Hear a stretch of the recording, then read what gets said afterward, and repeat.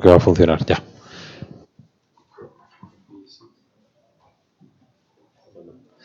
Bueno, buenas tardes a todos, muchas gracias por estar aquí.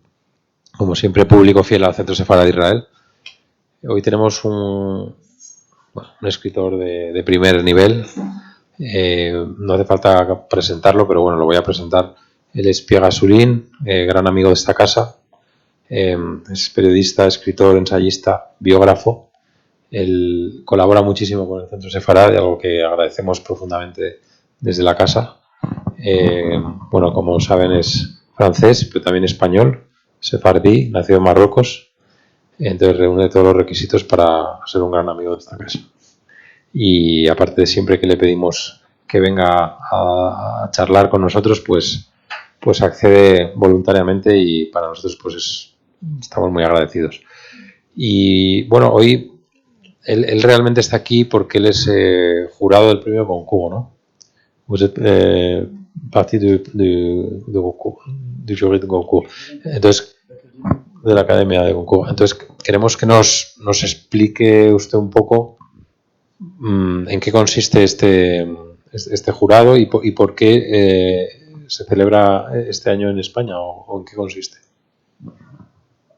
D'abord, pardon de m'exprimer en français, mais c'est ma langue d'écrivain. Et donc, je vais être le plus précis possible quand je m'exprime sur la littérature. J'ai l'impression que tout le monde comprend le français. Oui Si Non. Non. Non. Mais voilà, on a une interprète excellente. Voilà, c'est pour être le plus précis possible. L'Académie Goncourt, c'est le plus ancien jury littéraire dans le monde. Un peu plus qu'un siècle, 120 ans. C'est beaucoup. 120 ans ininterrompus. Et ça a été le modèle de la plupart des prix littéraires dans le monde.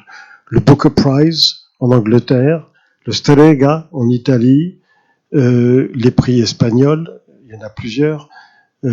Partout, ils se sont inspirés du Goncourt parce que c'était le plus prestigieux déjà. Ce n'est pas le prix Nobel, parce que même le prix Nobel est venu après et s'est inspiré.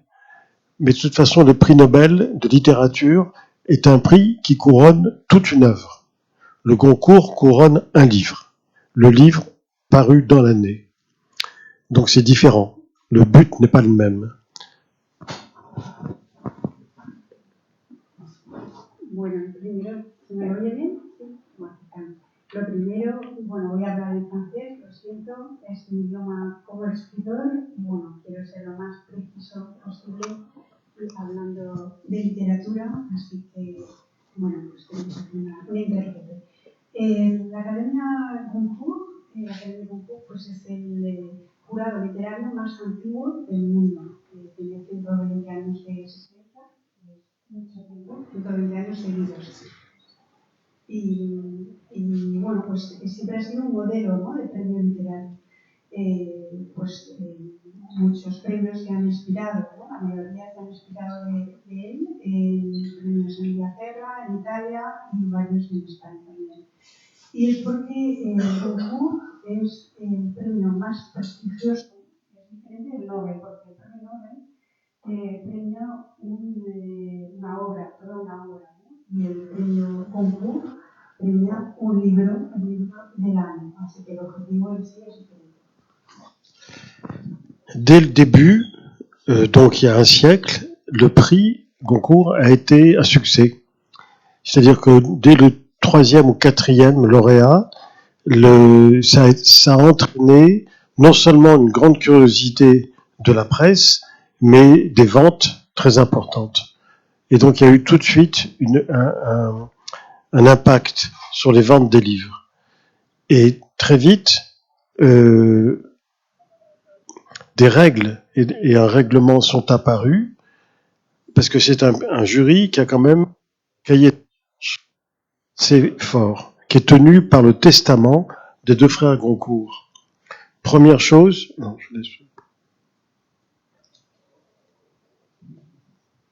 Y bueno, pues desde el principio ha sido un éxito, ¿no? Y bueno, desde el tercer o cuarto premiado, pues es un premio que generó mucha curiosidad por parte de la prensa y mucho impacto en las ventas, ¿no? Entonces, en las ventas de los libros premiados, ¿no? Así que muy pronto pues, surgieron unas normas, un reglamento, porque es un jurado que tiene una serie de obligaciones muy concretas que se basan en el testamento de los dos hermanos Goncourt. Alors, première chose, tous les jurés doivent être des écrivains. C'est impératif. C'est pas le cas des autres prix. Dans les autres prix, les jurys, écrivains, des critiques littéraires, des universitaires. Non. Nous, c'est écrivains. Deuxièmement, nous sommes 10, toujours. Et si y en a un qui s'en va ou qui meurt, il est remplacé pour arriver à 10 exactement. Troisième chose, ni tous les mois dans un restaurant. On est français, donc quand on travaille, on mange et on boit aussi. On boit beaucoup. Et donc tous les mois au restaurant Drouan, qui est pas loin de l'Opéra et qui est un bon restaurant. Et nous avons un salon à nous, il s'appelle Salon Goncourt, au premier étage. Et ça dure depuis. Et tous les mois, on déjeune et on travaille. On parle des livres et tout ça. Parce que il n'y a pas des prix intermédiaires et il y a des Goncourt étrangers. Comme demain, le Goncourt espagnol a révélé à l'Institut français. C'est la raison de ma présence. Merci, merci Bueno, lo beaucoup. primero de todas estas premiaciones, perdón, es que todos los miembros del jurado tienen que ser escritores. Esa es una de las cosas o lo que le diferencia de otros premios, ¿no? En otros premios pues tienen un jurado formado por escritores, pero también críticos universitarios, y aquí no, somos todos escritores. La segunda norma es que siempre somos 10. Si se va uno, o si se muere uno, pues se sustituye. Y la tercera norma es que nos encontramos una vez al mes en un restaurante, por algo somos franceses, y trabajamos a la vez que comemos y bebemos mucho. Y nos vemos en un restaurante, un muy buen restaurante que se llama Tournon, cerca de la ópera. Tiene un salón especial, se llama el Salón Goncourt, en la primera planta, y allí nos reunimos desde hace un siglo. Todos los meses comemos y trabajamos y hablamos de libros. Y no solo está el premio Goncourt, también hay premios intermedios, ¿no? Está el Goncourt extranjero que se entregará mañana, el premio Goncourt de España. Se entregará mañana en el Instituto Francés y de ahí mi presencia aquí hoy. ¿Pregunto o va a ser? Et voilà, maintenant c'est une institution, c'est-à-dire quelque chose de très respecté, très prestigieux, et qui a maintenant un poids économique dans l'édition française qui est énorme. Un Goncourt, aujourd'hui, c'est entre 300 000 et 400 000 exemplaires. Mais il y en a eu, il y a quelques années, un qui a eu 1 million d'exemplaires. Je parle pas des livres de poche, non, je parle juste de la vente du livre qui vient de sortir. Et ça, c'est bon. Donc, ce poids économique et financier dans l'édition, ça fait que il y a des pressions de tous les éditeurs, mais c'est normal. Mais nous, ce qui fait aussi la singularité du prix, c'est qu'on est indépendant. En Espagne, le prix Planeta, c'est le prix Planeta. Il porte son nom. Je veux dire, en Espagne, il y a entre les éditeurs un lien direct. En Espagne, en Italie, en Allemagne, ce sont des éditeurs qui choisissent les livres qu'ils envoient aux membres du jury. Ils envoient 1 ou 2 livres. Ça se fait un peu partout. Nous, surtout pas. Nous, on demande depuis toujours aux éditeurs d'envoyer tous les livres. Et c'est nous qui choisissons ce qu'on lit, chacun décide de ce qu'il va lire, indépendamment des autres. Et après, on confronte nos points de vue. Mais il ne faut surtout pas qu'un éditeur nous dise, voilà, c'est mon candidat. Ce serait une catastrophe. Donc, il y a une indépendance absolue dans le choix et dans le jugement.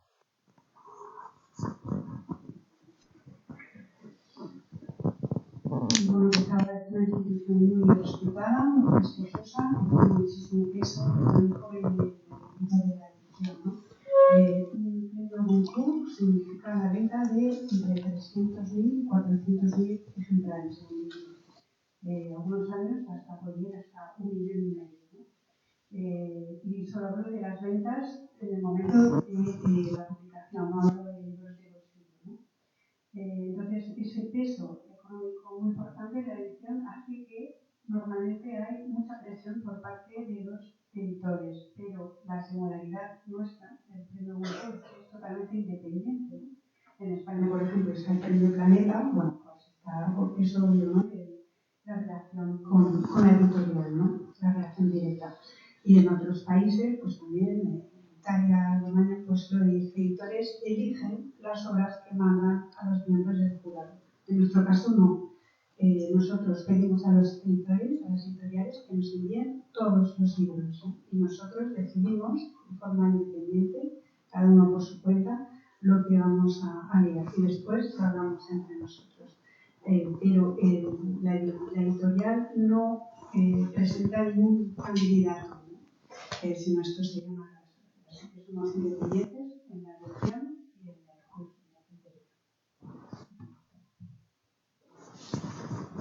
Bueno, muchas gracias. Ante todo, eres un escritor europeo, ¿no? Francés y europeo, te sientes parte de Europa, parte de la gran familia europea, que hoy en día tan importante es que la conservemos, la mantengamos y la alimentemos de forma correcta, ¿no? Y bueno, quería que nos hablases un poco de tus últimas novelas, El nadador, Escamondo, que nos cuentes un poco qué te inspiraron esas obras y un poco del contenido, sin hacer spoiler, y que nos cuentes un poco, bueno, creo que en una de ellas hablas de la especial relación con la música, ¿no? De Bob Dylan y Leonard Cohen. Danos un poco cómo es Bob Dylan.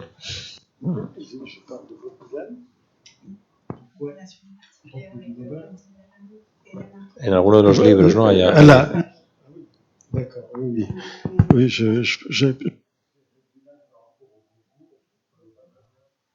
déjà par rapport au Nobel, c'est difficile à comprendre. Difficile à comprendre par rapport au Nobel, alors, par rapport au Goncourt. Donc c'est par rapport à mon dernier livre, hein, mais mes petits mots livres aussi.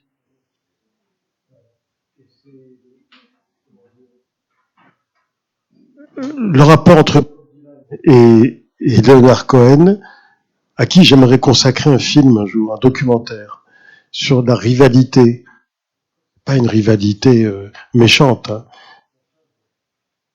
que tous les deux sont juifs et chanteurs de folk. À part ça, ils sont très différents. Mais si je me suis intéressé beaucoup récemment à Leonard Cohen, c'est parce que il a été, c'est peu connu, volontaire pendant la guerre du Kippour. Il avait 38 ans, en 1973. Il était dépressif. Et quand il a entendu l'annonce de la guerre, il est venu tout de suite en Israël. Il a trouvé un avion. Il a apporté sa guitare. Et il a dit, je veux aider. Je veux aider. Et donc, l'armée l'a emmené dans le Sinaï. Et donc, quand il y avait une pause, il chantait pour les soldats qui étaient fatigués. Et voilà.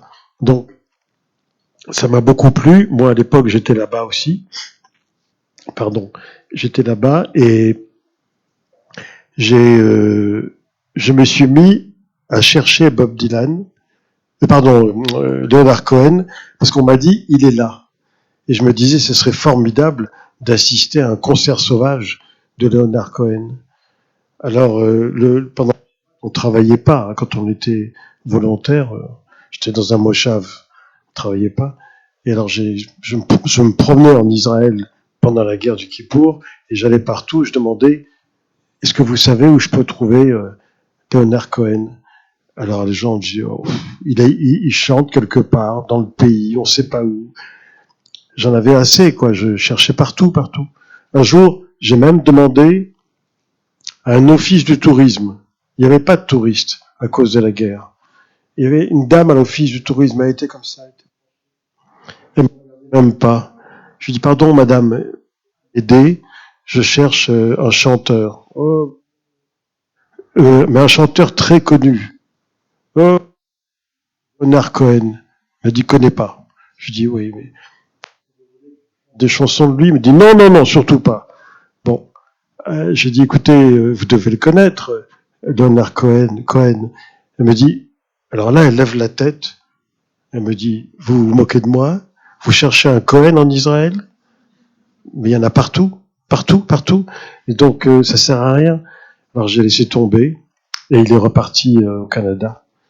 Mais je l'ai mis en couverture de mon livre, parce que c'est une très belle photo. Et puis parce que c'est un peu le fil rouge du roman. Donc, voilà. Puis je l'aime beaucoup. Et puis, Alléluia, c'est beau. Et Marianne aussi, et Suzanne, et tout ça, quoi. Tout ce qu'on aime.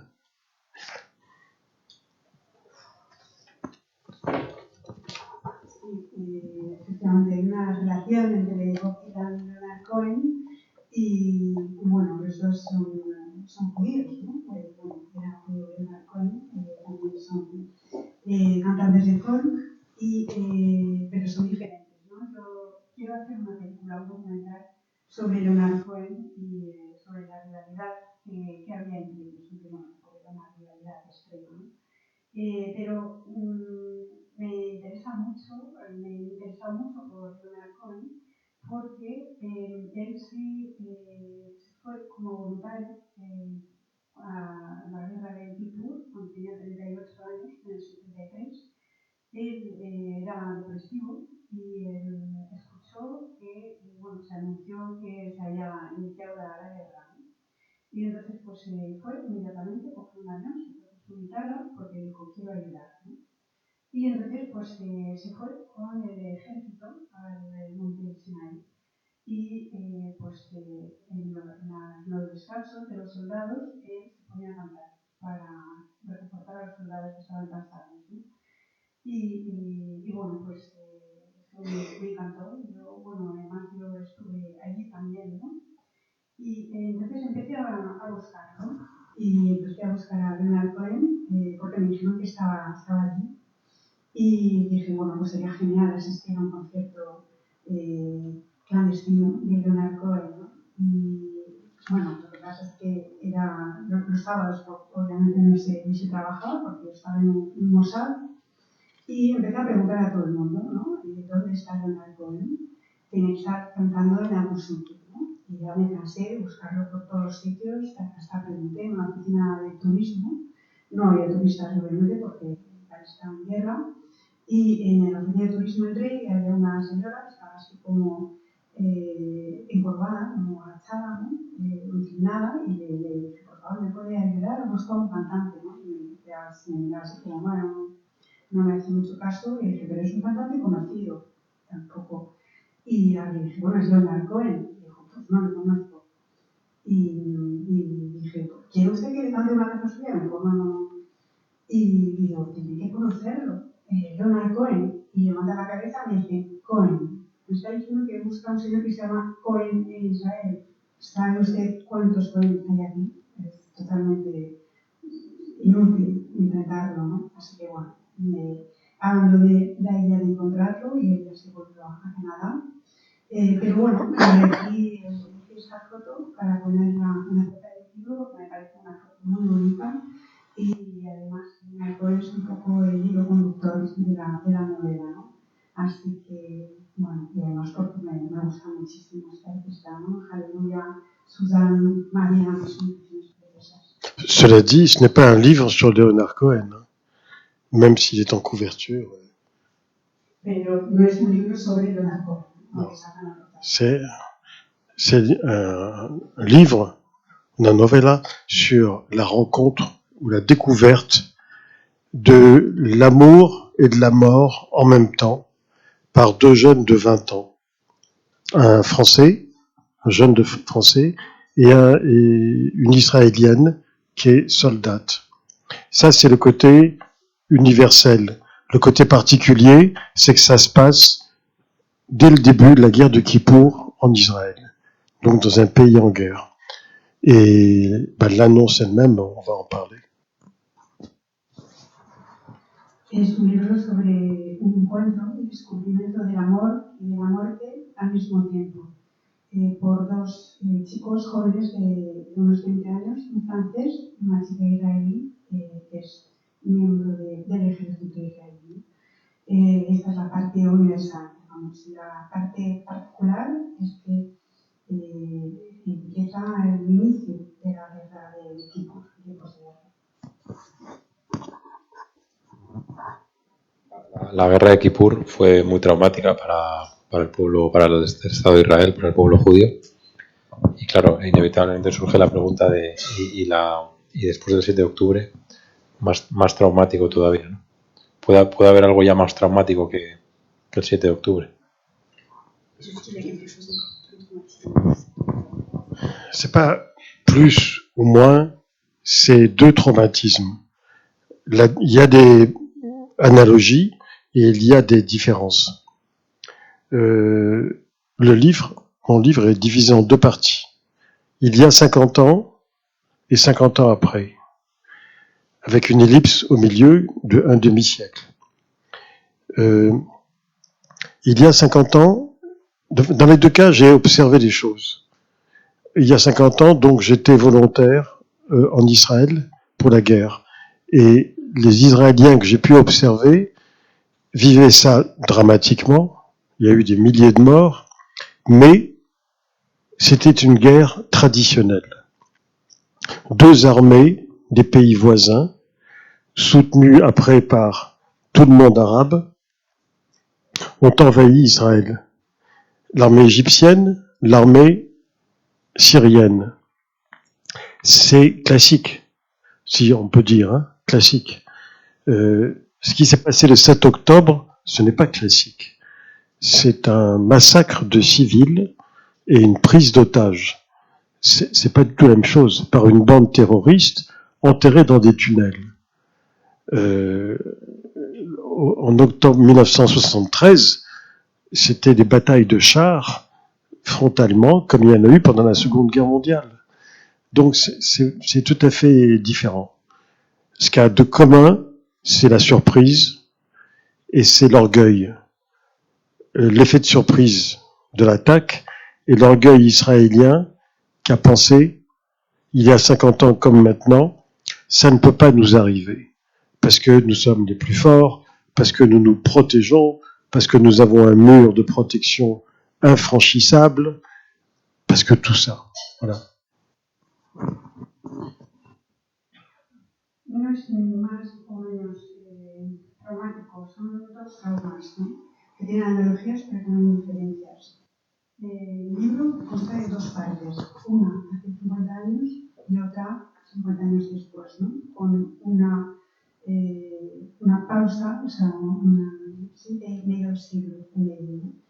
Yo observé cosas en las dos partes, digamos, ¿no? Hace 50 años, pues fui voluntario en la guerra de Israel y vi que los israelíes la llevaban pues, de forma muy dramática, ¿no? Porque hubo muchísimos muertos, pero era una guerra tradicional, es decir, eran dos países, después con el apoyo del mundo árabe, que atacaron a Israel, ¿no? El ejército de Egipto y Siria. O sea, que era una guerra convencional, entre comillas.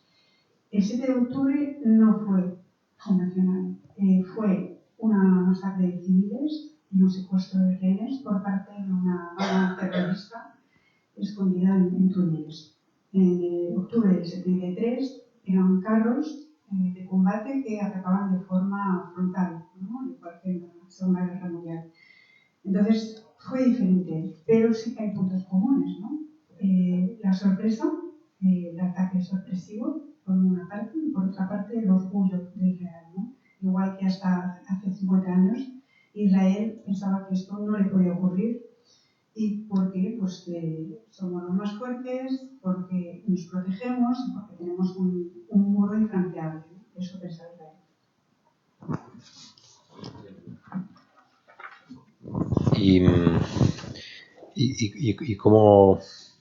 ¿Y cómo se puede resolver esta situación? Es decir, ¿hay alguna solución milagro como la que propone Trump? Milagro, ¿de verdad? No, lo que propone Trump. Trump, il veut faire un golfe. C'est un miracle, oui. S'il y avait un golfe sur la bande de Gaza, là, ce serait un nes, comme on dit en hébreu, un miracle. Mais je préfère ne pas y penser. Hein. Rien que la proposition est obscène. Donc, faut même pas en parler. Je veux dire, parce que si on se met à parler de toutes les propositions de Trump, on est aussi obscène que lui. Donc, il faut mieux pas en parler. Bueno, Trump quiere hacer un golfo. Eso sí que sería un milagro, ¿no? Si hubiera un golfo en Gaza. Yo es que no quiero ni pensar en ello, ¿no? Porque hasta la propia propuesta es obscena, ¿no? Así que no quiero ni hablar de ello, ¿no? Si empezamos a hablar de todas las propuestas de Trump, pues no podemos estar obscenos como él. Écoutez, moi, je suis d'un naturel optimiste. Mais pas maintenant. Là, j'ai jamais été aussi pessimiste qu'aujourd'hui. Pessimiste pour Israël, pour le Proche-Orient, pour les Palestiniens, et pessimiste pour l'ensemble du monde. Parce que ce que je veux pas faire parler de Trump, mais enfin ce qui se passe aux États-Unis est d'une extrême gravité. Mais comme c'est les États-Unis, ben c'est grave pour le monde entier. Donc ça nous concerne à tous. Et il a déjà commencé de casser tout l'ordre mondial qui était en place depuis 1945. Économiquement, financièrement, scientifiquement, parce que il s'en prend à l'université en général. C'est même pas le wokisme, il s'agit pas de wokisme. L'université, la connaissance, c'est une guerre à la connaissance, à la culture. Mais ça va très très loin. On va assister à un recul de la science dans le monde. On va assister à un recul de la recherche médicale sur des tas de maladies, des épidémies, etc. On va faire un bond en arrière, tous. Parce que ce n'est pas que l'Amérique. C'est d'une immense gravité. Je crois que les gens ne se rendent pas compte. Parce que les gens en Europe, et encore plus en Amérique, ils sont encore dans un état de sidération. Nous ne sommes pas sortis de la sidération. Depuis le mois de 15 janvier, tous les matins, on se demande, mais qu'est-ce qu'il va encore sortir? Et pour moi, c'est ce qu'il y a de plus grave. À l'intérieur de ça, la situation en Israël est catastrophique. Je vais vous dire pourquoi. Et en Europe aussi. Pour en venir à Israël. Bueno, yo normalmente soy de naturaleza optimista, pero ahora mismo no. De hecho, nunca he sido tan pesimista, ¿no? Pesimista para Israel, para el Oriente Próximo, para Palestina y para el mundo en general, ¿no? Porque lo que está pasando en Estados Unidos es muy grave, ¿no? Todo lo que ocurre en Estados Unidos pues nos afecta a todos, ¿no? Nos impacta a todos. Y Trump es que está rompiendo el orden mundial instaurado desde 1945, ¿no? A nivel económico, a nivel financiero, a nivel científico, porque ahora ataca a la universidad en general, ¿no? No se trata solo del wokismo, ¿no? Está librando una guerra contra el conocimiento, contra la cultura, que se han quedado muy lejos, ¿no? Y vamos a ver un retroceso de la ciencia en todo el mundo, ¿no? De la investigación médica, el tema de epidemias y demás, ¿no? Todos vamos a dar un paso muy grande hacia atrás. Y no se trata solo de Estados Unidos. Y es algo tremendamente grave. Creo que la gente no es consciente de ello, ¿no? porque estamos en un estado de deshidratación. Desde el 15 de enero, cada mañana nos levantamos pensando, ahora, ¿con qué nos va a sorprender? ¿No? Es tremendamente grave, ¿no? Y la situación es catastrófica para Israel y para la Unión Europea. Pour moi, le Hamas a gagné la guerre le 7 octobre. Pas la guerre militaire, la guerre psychologique et morale. Là, je viens de passer une semaine en Israël pour faire des conférences. J'y ai beaucoup d'amis. J'ai revu beaucoup d'amis. Le Hamas a réussi à installer dans l'esprit israélien un traumatisme qui va durer 2 ou 3 générations. 2 ou 3 générations. Il n'y a pas un Israélien qui ne connaît pas quelqu'un qui est mort. Un ami, quelqu'un d'une famille, il n'y en a pas un qui ne connaît pas. Israël, c'est minuscule. Hein. C'est minuscule. Et donc, ils sont tous traumatisés. Les cabinets des psychiatres, des psychanalystes sont pleins pour les mois à venir. Même les cabinets des dentistes. Vous savez pourquoi les dentistes ? Parce que les gens sont tellement angoissés et stressés par les sirènes, par les alertes, par les bombes, tout le temps, partout, que la nuit, ils grincent des dents. Et le fait de grincer les dents, ça libère des bactéries et beaucoup sont malades des dents. Donc, alors je parle même pas de la dimension économique qui est catastrophique parce qu'ils sont en guerre depuis 1 an et demi. C'est la guerre la plus longue d'Israël. Vous imaginez les répercussions sur l'économie. Donc tout ça, ça rend très pessimiste. Aujourd'hui, la Yérida est plus importante que l'Alia. Il y a plus de gens qui quittent Israël que de gens qui vont vivre en Israël. Ça, c'est historique. Et c'est pas une bonne nouvelle pour personne. Et puis après, je voudrais parler quand même de ce que ça a entraîné en diaspora, ici.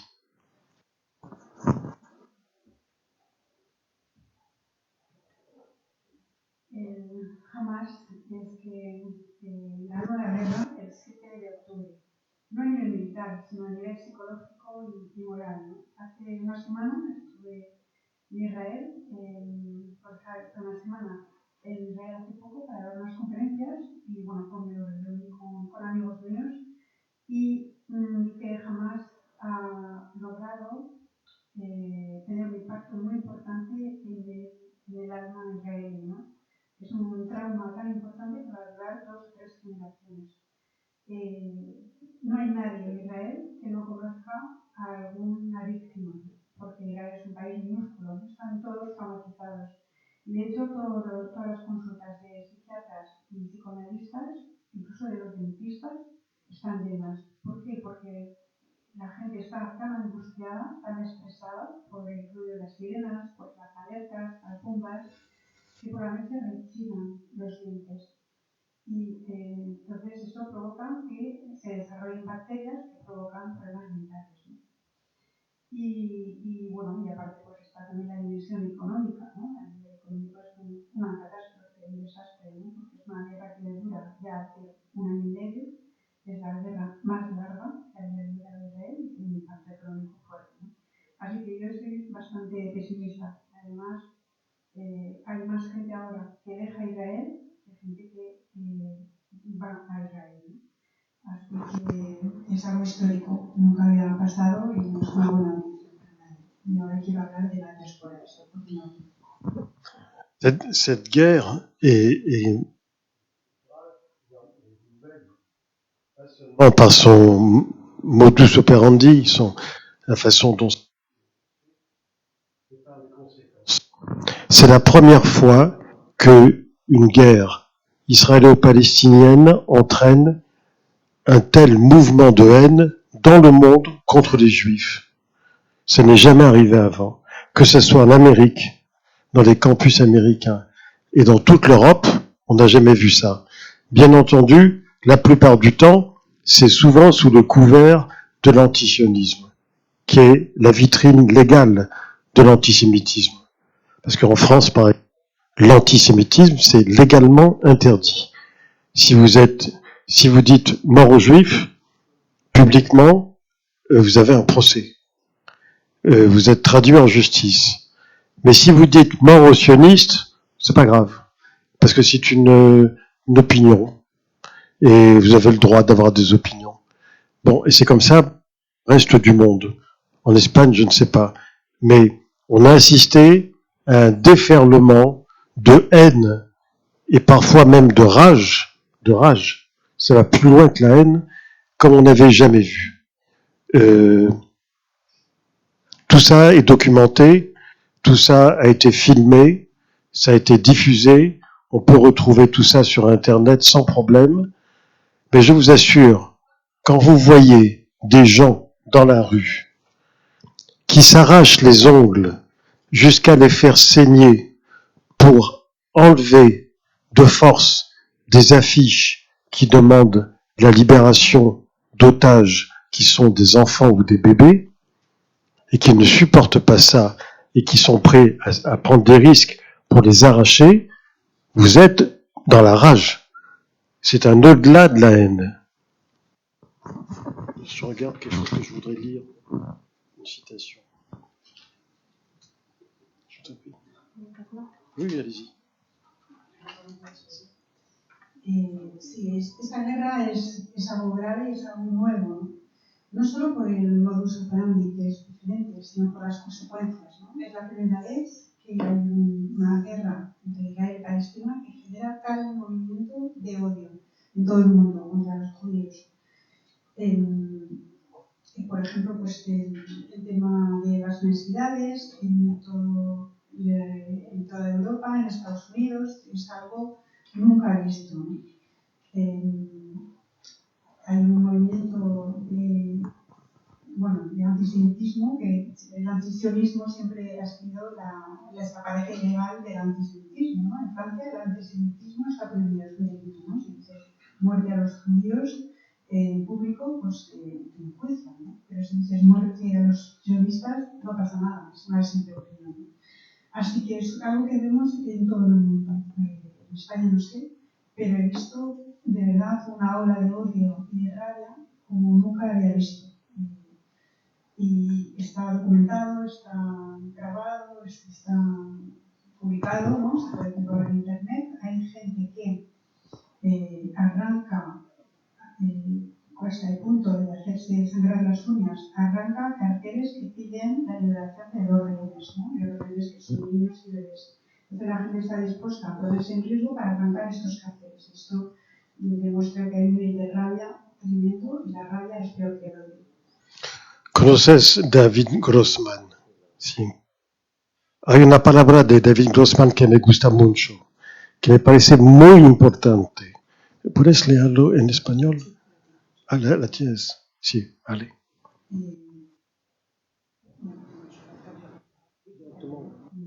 Sí, es una frase de David Grossman, traduzco literalmente en francés. Trágicamente, Israel no ha conseguido sanar el alma judía de su herida fundamental, la sensación amarga de no sentirse en su casa en ningún sitio del mundo. Ça, c'est plus que pessimiste, c'est tragique. Parce que ce que ça a entraîné, la guerre de Gaza, c'est ça. C'est que depuis 1 an et demi, les Juifs cherchent où aller. Ça ne peut pas être en Israël, puisque l'armée n'a pas protégé les Israéliens.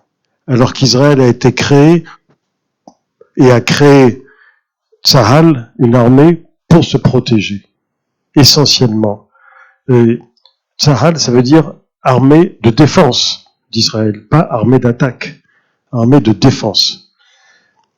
Donc les Juifs ne peuvent plus se dire comme avant, je peux aller en Israël, je serai protégé. Et la deuxième chose, c'est qu'ils ne peuvent plus se dire comme avant, je peux aller en Amérique, je peux aller dans beaucoup de pays. Parce qu'il y a beaucoup de pays où on ne peut plus aller. Parce que ces pays n'ont pas protégé les Juifs depuis 1 an.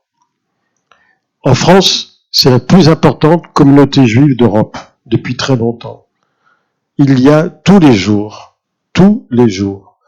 des attentats, des insultes, des gens qui meurent, des gens qui sont blessés, à coups de couteau, ou plus gravement encore, tous les jours, uniquement parce qu'ils sont juifs. Ils sont pas sionistes. Sioniste, c'est une opinion. C'est pas marqué sioniste, là. Mais quelqu'un qui a une kippa, c'est marqué juif.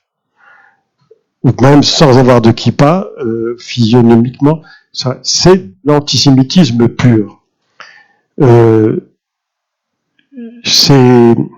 Malheureusement, il n'y a pas un pays d'Europe qui y échappe. Si, en Espagne, c'est de basse intensité, c'est parce qu'il y a peu de juifs ici. Mais s'il y en avait davantage, étant donné la façon dont la presse espagnole, dans son ensemble, traite le conflit de manière très partisane, puisque je suis la presse espagnole et je vois bien, comme j'ai la version des autres journaux anglais, américains, français et des autres et israéliens, je vois bien pendant 1 an et demi la façon. Bon, mais ça c'est l'héritage ici, c'est l'héritage de la politique arabe de Franco, qui est une autre dont on sait les origines. Et on n'en est pas sorti. Donc même là, je me suis dit, si même l'Espagne aussi, pour des raisons purement politiques, gouvernementales, d'équilibre des partis, etc., si même l'Espagne s'y met, ben c'est vraiment grave. Donc, je peux vous assurer d'une chose en tout cas, en France, depuis 1 an et demi, moi j'ai assisté à 2 phénomènes.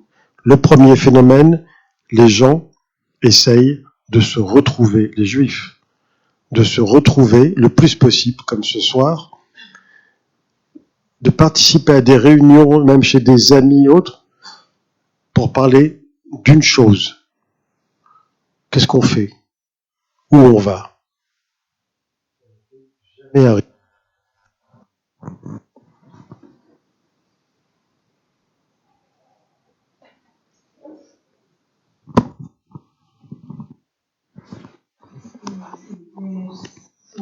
Soy bastante pesimista porque es algo muy trágico, ¿no? Y eso es lo que ha provocado la guerra de Gaza, ¿no? Desde hace 1 año y medio, los judíos ahora buscan a dónde ir, ¿no?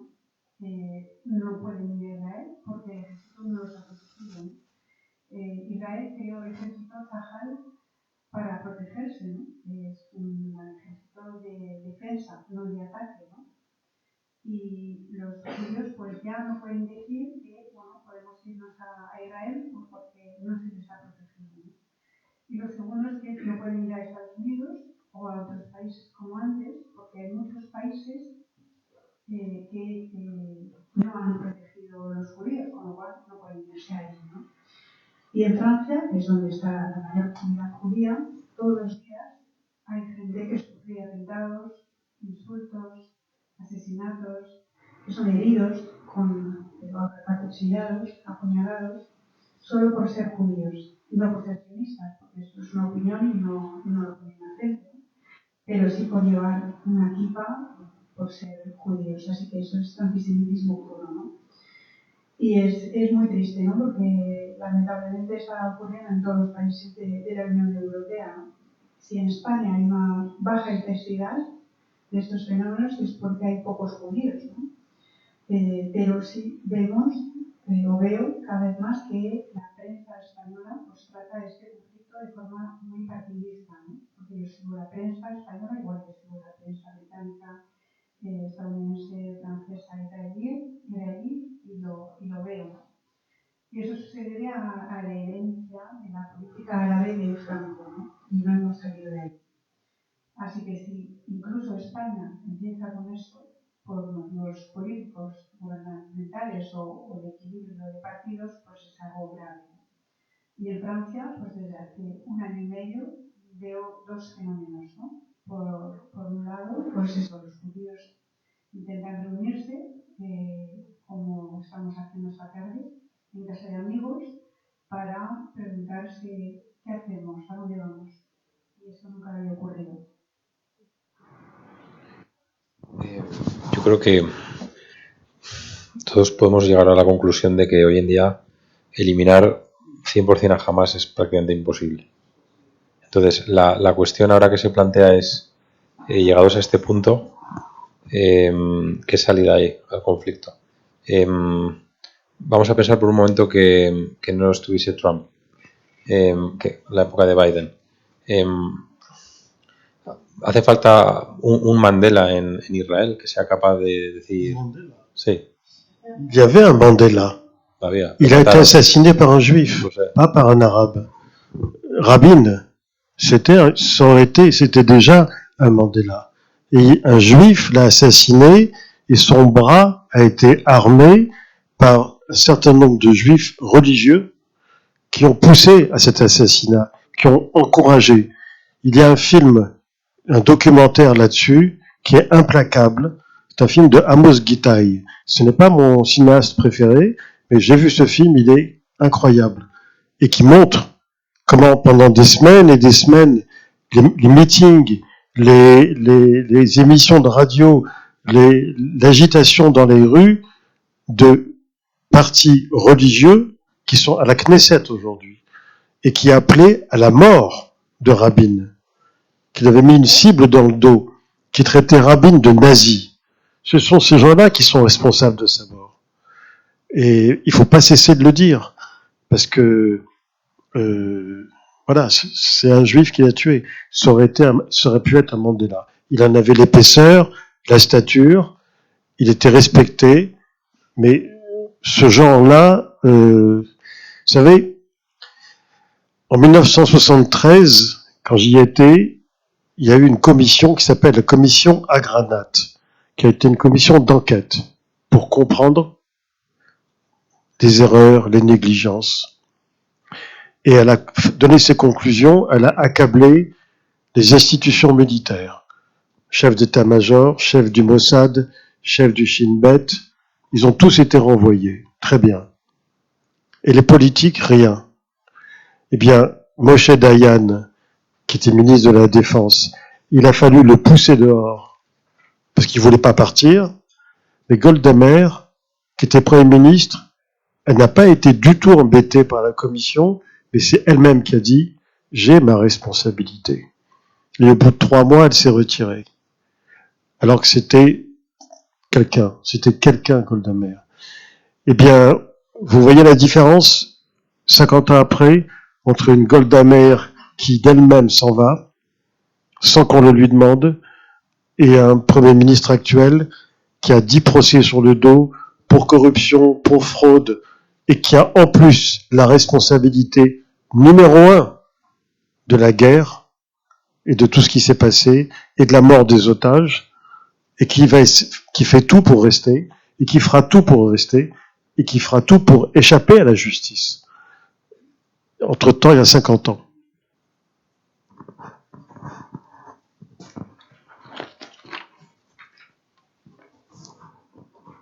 Hubo un Mandela y fue asesinado por un judío, ¿no? Era rabino. Fue asesinado por un judío armado o empujado al asesinato por judíos religiosos, ¿no?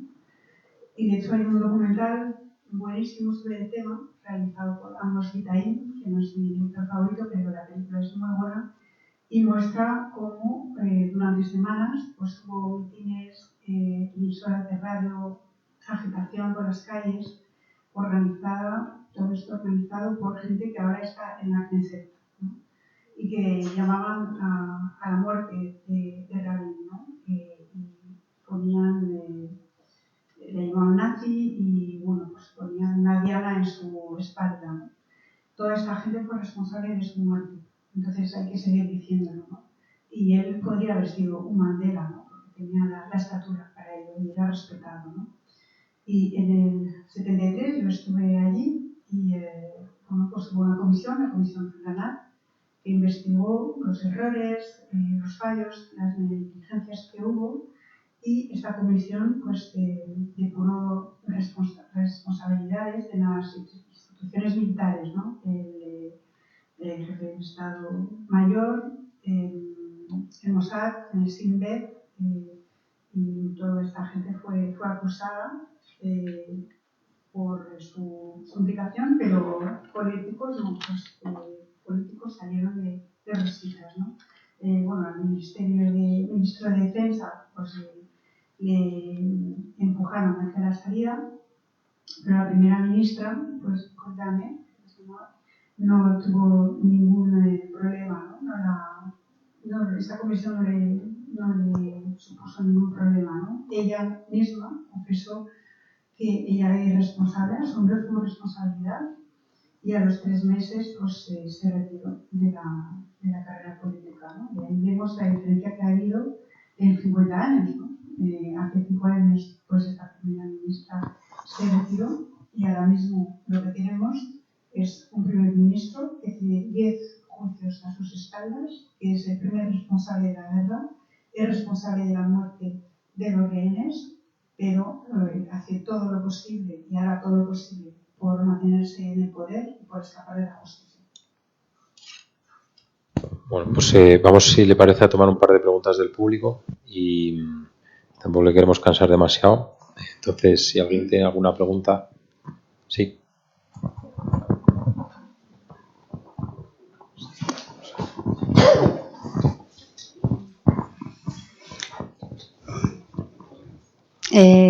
Buenas tardes, muchas gracias por su presencia, enhorabuena por sus obras.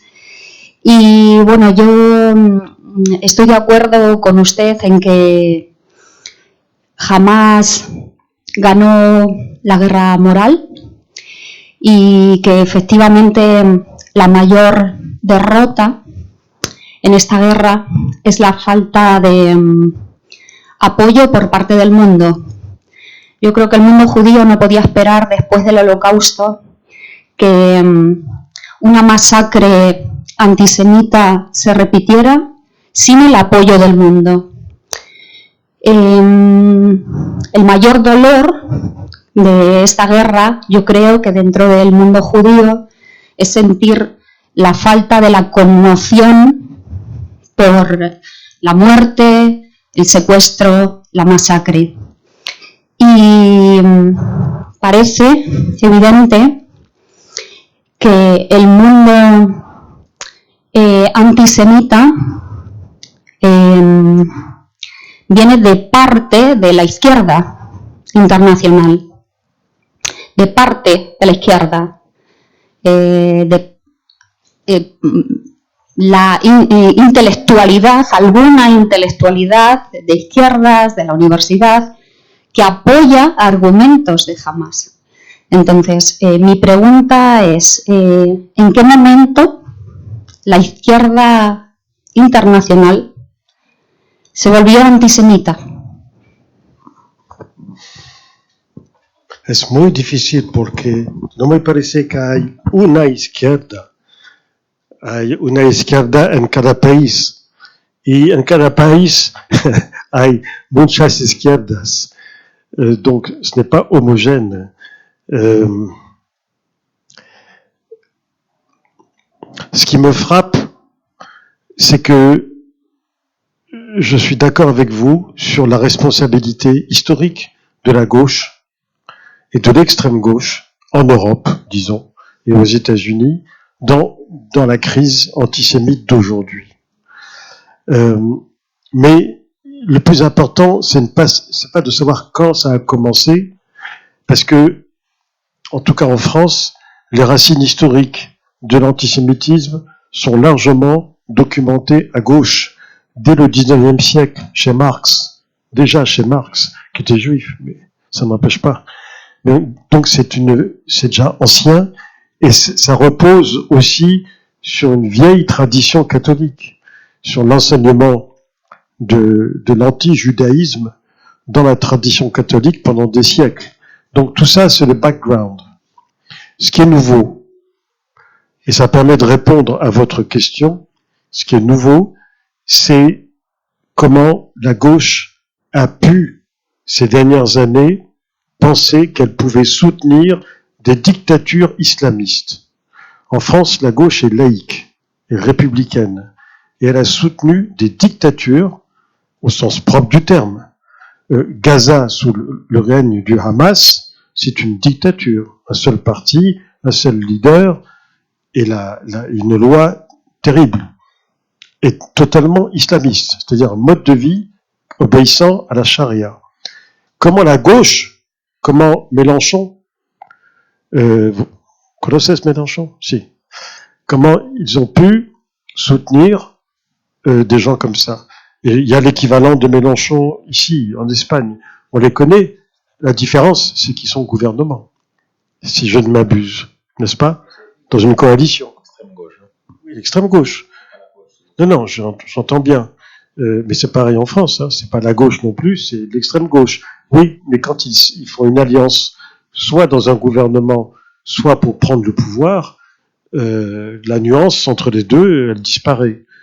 Donc, aujourd'hui, moi, ce qui m'intéresse, puisque j'ai voté à gauche pendant 40 ans, donc c'est de me demander comment cette gauche a pu en arriver là. Je ne voterai plus à gauche. C'est fini. Et quand je vois l'alliance qu'il y a en Espagne, ça m'horrifie. Parce que les discours, les décisions qu'il y a eu, qui ont été prises, et les discours officiels de Sanchez, mais des autres, à propos d'Israël, évidemment, il y a le motionniste, donc il n'y a pas de problème. Mais s'il lisait la presse arabe, il verrait que le motionniste n'existe plus. Le mot israélien n'existe plus. C'est pas israéli ou sioniste en arabe, c'est Yahoudi, c'est des juifs. On ne parle que des juifs pour parler d'Israël.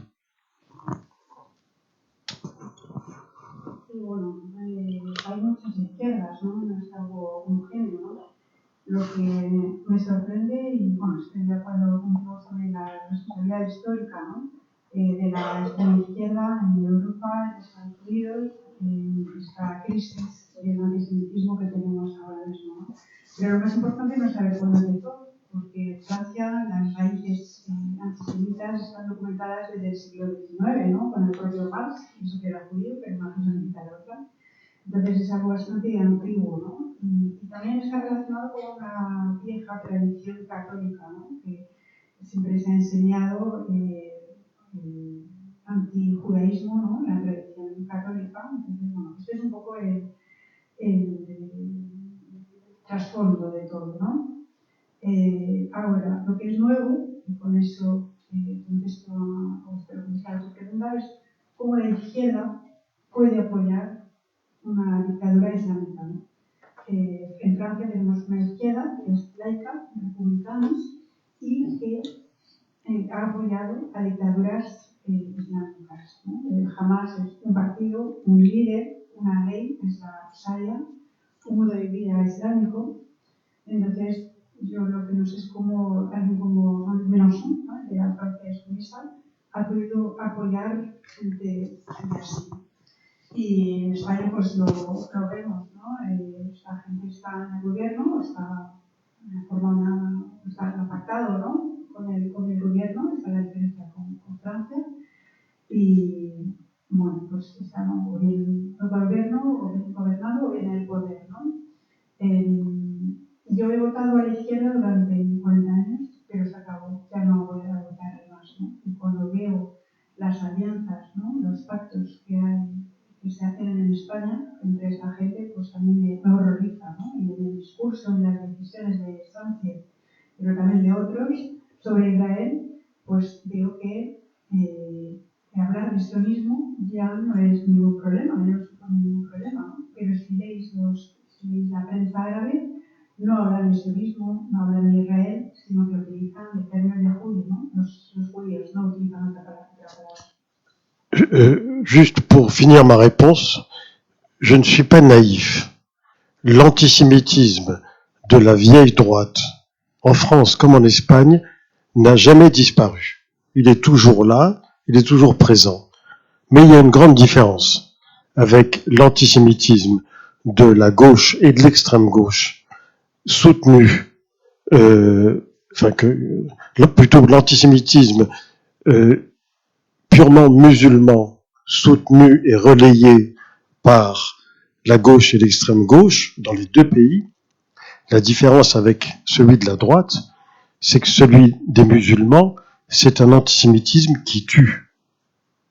Il y a eu, depuis 20 ans, 250 personnes en France qui ont été assassinées, soit parce qu'elles étaient juives, soit parce qu'elles étaient françaises.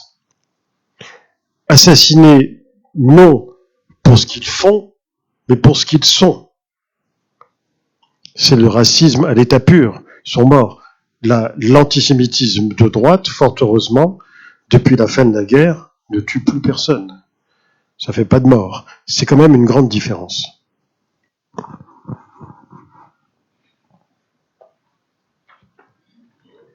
Y bueno, por terminar de contestarte, yo no soy ingenuo, ¿no? El antisemitismo de la vieja derecha francesa y española sigue allí, ¿no? Pero hay una gran diferencia, y es que el antisemitismo puramente musulmán apoyado por la izquierda y la extrema izquierda es un antisemitismo que mata, ¿no? Desde hace 20 años, en los últimos 20 años, han muerto 250 personas en Francia por ser judías o por ser francesas. Han muerto no por lo que hacían, sino por lo que eran, ¿no? Y eso es racismo puro. Entonces el antisemitismo de la derecha, pues afortunadamente ya no mata, ¿no? Desde finales de la Segunda Guerra Mundial. Así que esa es la diferencia fundamental.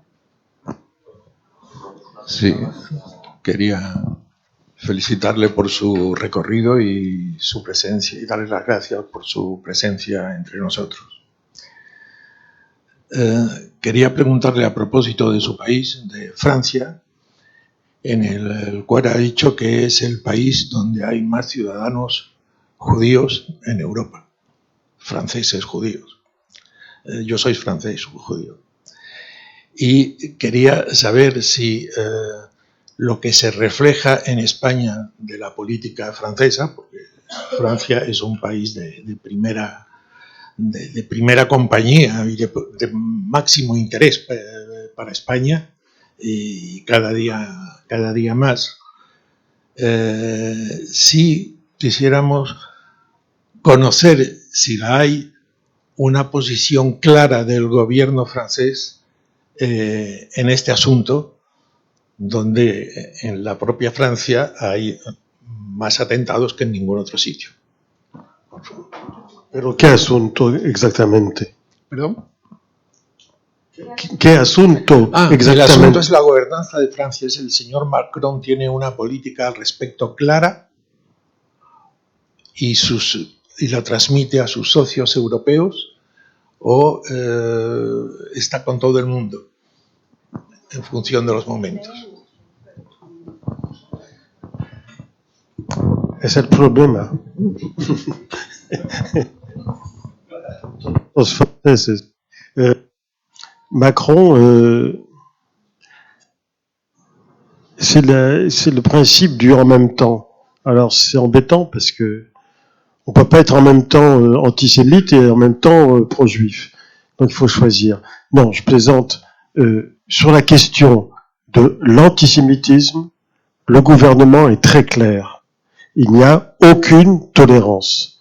Et depuis 2 ans, par exemple, depuis la guerre de Gaza, il n'y a aucune tolérance. Simplement, il ne peut pas faire comme si il n'y avait pas en France presque 10 millions de musulmans. 10 millions. C'est beaucoup.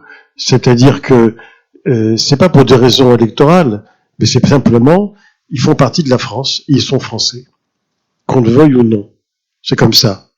Et donc, on peut pas les mépriser, les nier, tout en sachant, d'après les sondages qui ont été faits, les enquêtes, hein, pas les sondages, que pour la majorité d'entre eux, les principes de la charia passent avant les principes de la République. Ça, c'est intolérable. Et ça, c'est ça le fond du problème. Alors, on évite d'en parler, mais c'est le fond du problème. C'est la première chose. La deuxième chose, dont on ne parle jamais, parce que le gouvernement ne veut pas de problème là-dessus, mais ça va sortir. Les dernières enquêtes sur les Français et la religion montrent que la religion numéro 1 en France, c'est l'islam. Ce n'est plus le catholicisme. La France a été catholique pendant des siècles et des siècles. Depuis 5 ans environ, quand on fait des enquêtes de déclaration sur êtes-vous catholique, c'est-à-dire croyant, pratiquant à votre façon, etc., ou êtes-vous musulman, etc. La majorité de ceux qui se déclarent musulmans, les autres disent je suis rien du tout. Et parmi eux, une majorité disent la charia vient avant la République. Ça, c'est un problème. Et c'est le problème qu'on veut affronter. Le gouvernement là-dessus est très clair, mais c'est pas uniquement un problème par rapport aux Juifs, par rapport à Israël. C'est un problème par rapport au monde musulman. La France n'est pas raciste, elle n'est pas xénophobe. Elle a un problème avec l'islam parce que l'islam a un problème avec la France. Moi, je m'intéresse beaucoup à l'islam. Hein. Depuis toujours, parce que je suis né en terre d'islam. Et donc, c'est complexe, mais on ne résout rien en disant la France est raciste. C'est pas du tout le sujet. C'est pas ça. Il y a des Polonais, il y a des Espagnols, il y a les premiers groupes étrangers, c'est les Espagnols et les Portugais en France. C'est pas les Marocains. Et il y a des Européens qui viennent travailler, s'établir en France. C'est pas un problème, ça. Tous les étrangers qui se sont intégrés en France depuis un siècle, c'est par l'Église, c'est par la messe le dimanche. Ils allaient à la messe le dimanche, 5 ans après, ça y est, ils faisaient partie de la France. Bon, les choses ont changé. Et ce problème que vous soulevez, c'est un problème de fond. Mais pour l'instant, le gouvernement est impeccable. Il est impeccable, il est sévère et on nous le reproche assez. Mais nous, on a en France une arme que n'ont pas d'autres pays européens. Ce que je vous vois pas, alors là je vous vois mieux. Il y a une arme que non, monsieur, restez ici. Il y a une arme que d'autres pays européens n'ont pas. La Belgique, l'Angleterre, les Pays-Bas sont des pays qui ont de très très gros problèmes avec l'islam. Ils savent pas comment faire. Nous, notre arme, c'est la République. On est un pays républicain avec des valeurs et des principes républicains dont le premier, c'est la laïcité. On respecte la laïcité. Si vous ne la respectez pas, eh ben, soit vous partez, soit vous allez en prison. La religion est privée. La religion n'a pas à s'afficher. Dans la rue, si vous voulez, mais si vous représentez la France, fonctionnaire, si vous êtes fonctionnaire de l'État français, la religion ne doit pas être visible. C'est dans la loi. Donc, il faut respecter la loi.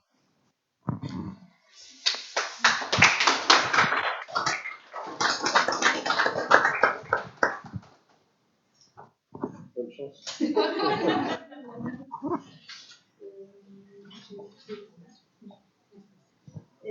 Bueno, es que Emmanuel Macron siempre está con esto de aumentó al mismo tiempo, ¿no? Entonces es un problema, porque no puedes al mismo tiempo ser antisemita y pro-judío, ¿no? Bueno, es broma, ¿no?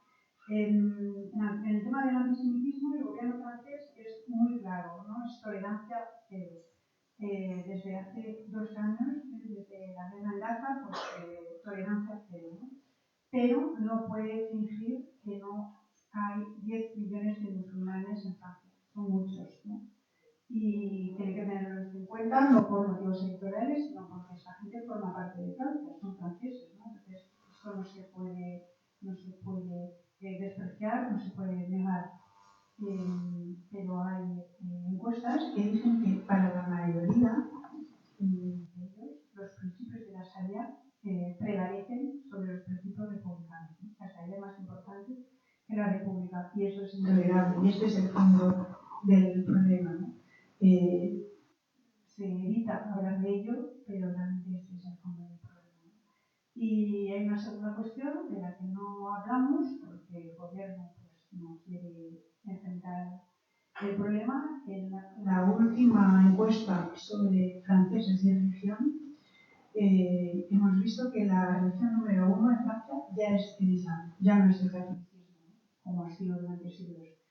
Y hace 5 años se hizo una encuesta preguntando a la gente cuál es su religión, si es creyente, católico, etc. Y la mayoría de la gente que contesta que sí, contesta que tiene una religión, es la religión musulmana, ¿no?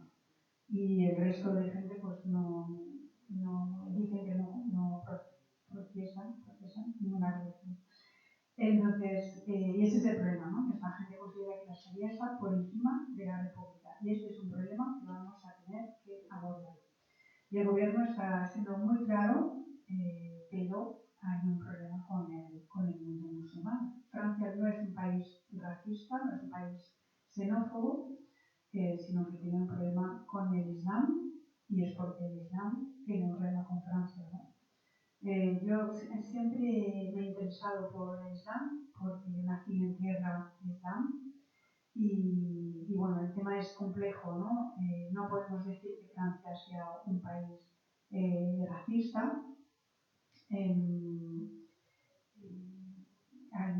Bueno, pues la primera comunidad de extranjeros en Francia son los españoles y los portugueses, no son los marroquíes. Hay mucha gente del resto de la Unión Europea que venía a trabajar a Francia, y esto no es ningún problema, ¿no? Y todos los extranjeros se han integrado en Francia en el último siglo. ¿Y cómo se han integrado? Pues yendo a misa los domingos, ¿no? Y eso hacía que a los 5 años pues ya se sentían parte del país. Así que, bueno, pues las cosas han cambiado. De momento el gobierno está siendo impecable, está siendo severo, bastante nos lo están reprochando, pero Francia tiene un arma que no tienen otros países europeos, que no tienen países como Bélgica, Gran Bretaña o Países Bajos, que tienen un problema con el Islam, y es que Francia tiene la República. Somos un país republicano, con valores republicanos, y el primer principio republicano es la laicidad. O lo cumples o te vas, ¿no? O te mandan a la cárcel si no lo cumples, ¿no?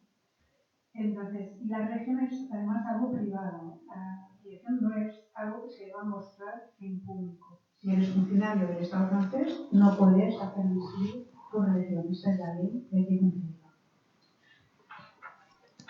Bueno, pues primero quería agradecer al Instituto Francés, que antes no lo he dicho, a la presencia de Isabel aquí, que nos apoya con todas las actividades relacionadas con el mundo francófono y con esta actividad en particular. O sea que muchas gracias.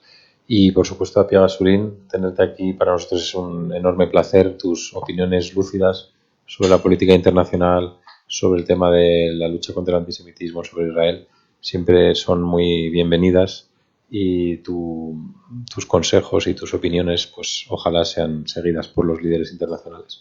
Así que muchas gracias. Muchas gracias. Hasta una próxima.